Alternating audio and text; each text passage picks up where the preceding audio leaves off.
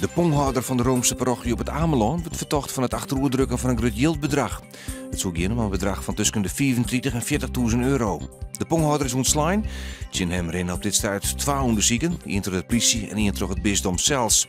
De werbouw van de afbaande Sint-Clemens-kerk op het Ameland komt nu elke dag net in gevaar door deze fraude. Dat Jilt ziet op een aparte rekken.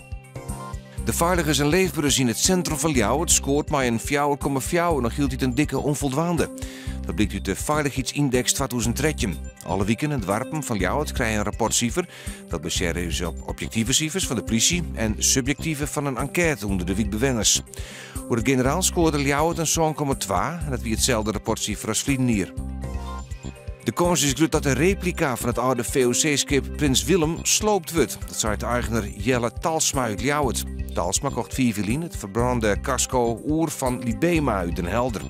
De wien goed plan voor de renovatie van het schip, maar die heeft op dit tijd nog net genoeg opleveren. Het schip lijkt nu in kampen om sloopt te worden. Joen en vannacht Rijn, maar een lietse kans op Tonger, het een gratis 8. De wind die draait naar het westen en helpt on, onthut. Morgen een paar buien, een soort bewolking. De temperatuur komt op 12 graden en er stiert een hudde westenwind.